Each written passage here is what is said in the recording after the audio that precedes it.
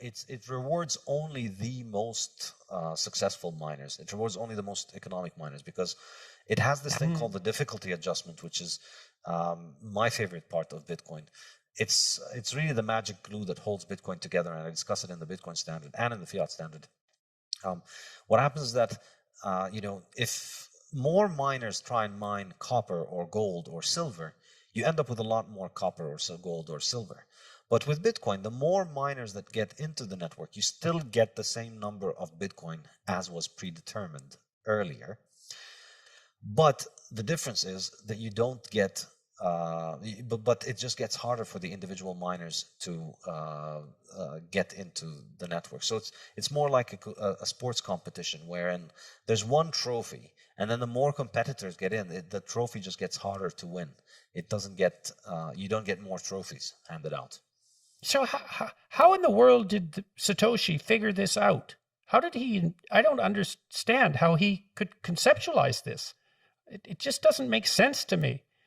It's an incredible work of genius. When you think about just the amount of expertise that he had to have in different fields of knowledge to bring this monster together is absolutely astounding. Yeah, well, just the conceptualization to begin with, let alone the implementation, the engineering implementation.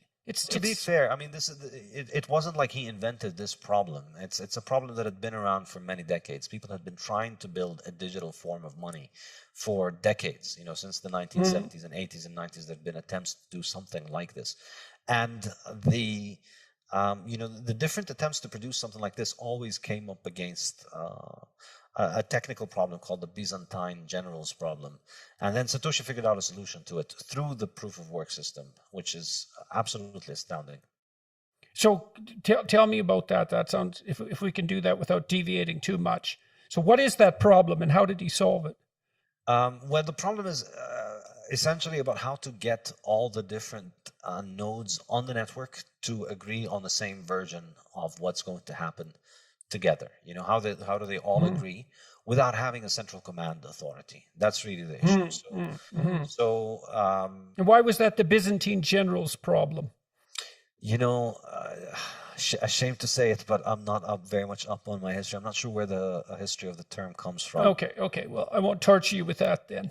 But he solved the problem of consensus verification without a central authority. Exactly. And the way to do it was to have this expensive ritual called proof of work being performed before any of the members of the network proposes a block of transactions to be added onto the record of transactions. So Bitcoin is, it's a record of transactions that exists over tens of thousands of computers. And the issue is how do you make sure that people don't put in fake transactions in this record? Well, the way he did it was that anybody anywhere in the world could come in and propose new transactions. But in order to have your transactions added, you must first solve this problem, this mathematical problem, the proof of work mathematical problem. And that's actually expensive to solve. It takes your computer running for many, many hours to be able to try and figure out the solution to those things, and for it to get lucky once every 10 minutes. So you have to spend serious money in order to be able to commit to make the claim of the new transactions. And so once it's like if you just allow everybody to present their record of transactions, then there's no mechanism of coordinating between everybody. Whose record do we pick from all those thousands of people? But if you put currently, the reward is about 6.5, 7 Bitcoin, so that's about $350,000. The Bitcoin network is giving out $350,000 every 10 minutes. You can have them as long as you provide the proof of work solution, which roughly costs you around $350,000 more or less. So how do we make sure that we can all agree on this? All the members of the network, we don't evaluate any claim for the transactions. We only evaluate the claim that has done the work and that has spent the money. So why would someone make that claim then if it's so difficult? What's the advantage to that? You get $350,000. You get 6 or 7 Bitcoins. And how is that related? That's the mining process. That's the mining. That is the mining process. That Yes. is the mine. Okay, good. Okay, Exactly. now I got it. That's the mining process. Exactly. So to mine new Bitcoins, you have to solve that problem. So this is why it's portrayed as mining. It's like those computers are digging in the ground trying to find the solution of the mathematical problem. It costs money to be able to arrive at that solution, on average around $350,000 currently at current prices.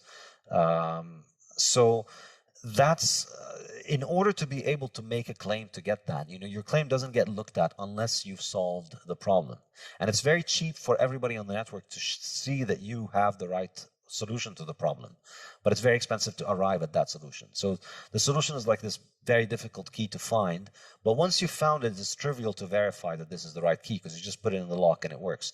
So it's instantaneous and very cheap for members of the network to figure out that this thing is correct. So you set up this massive hurdle, essentially. If anybody wants to come and get this reward, they first need to spend. Why wouldn't they just buy Bitcoin? It seems to be a lot simpler than mining it. Then if it costs $350,000 to make $350,000, why bother with the mining? But, you said it rewards more efficient people. Exactly. The short answer is if you have a way of securing electricity at less than 5 cents per kilowatt hour, then you should get into Bitcoin mining business, which is lower than most rates everywhere in the world. So if you have a source of energy that is isolated from the grid, or if you have a cheap way of securing energy, then Bitcoin is a great way. Mining Bitcoin is great, but for the most. So does that mean that Bitcoin is a very good way of moving resources from places that can produce electricity very cheaply to other places where electricity is more expensive? Does that actually make the cheap electricity, it makes the cheap electricity much more valuable? Absolutely. This is weird. That's a weird thing. It's very weird. And I think it's going to have a very profound impact on the global energy market because for the first time in history, we have a way to sell energy that is location independent. So a lot of places in the world have a lot of energy, but it's very expensive to get that to the population centers. So the north of Canada has So you don't need wires. Exactly. Jesus, that's weird. That's a really strange thing. Yeah, to get electricity from the north of Ontario to Toronto needs a lot of wires, or you need to, if it was gas, you need to put it on tankers or on trains or in pipelines. All of that stuff is pretty expensive. But with Bitcoin, you just need an internet connection. You take the Bitcoin miners to where that energy is, and then you can monetize that energy and turn it into Bitcoin. It's magic. So what's the net effect of that on the price of electricity worldwide? Is that deflationary with regards to electricity cost? I think so. I think this is a point that I make in the fiat standard, which is that we've had fiat subsidize all these dysfunctional forms of energy over the last 50 years that have led to the grid becoming unreliable. And we have Bitcoin, like the vigilante savior that it is, coming in and providing a global subsidy for anybody who can make electricity at a cheap rate to monetize that. And I think, well, not only at a global subsidy, but so interesting because not only you could go to where the energy is cheap with virtual certainty that you're going to make more and more money as the value of the Bitcoin increases by investing there, assuming that the value of Bitcoin is going to continually increase, which is a logical presupposition if it's as stable as is claimed, and it's finite in the way that you're describing, and increasingly widely accepted by vast numbers of people. So it's also an investment that's likely to increase in value over time rather than decrease. So it takes some of the uncertainty out of investing in cheap electricity generating processes that are geographically isolated. I just can't believe that's true. It's amazing that I think I must be misunderstanding because it seems like you can move the value of the electricity magically without any of the problems of transportation. Yes, exactly. Wow, that's really something. Okay. And in terms of, think about it in terms of independence, I think the implications are pretty good because if you have an energy source, it becomes far more sustainable to be able to exploit that energy source if you have a steady way of monetizing it. So I think it can help people get off the grid. It can help people become more independent. You have your own energy sources and you have your own a monetary system that you use to trade with the rest of the world. And you don't need much of the control of the grid on you, which is getting more and more suffocating every day.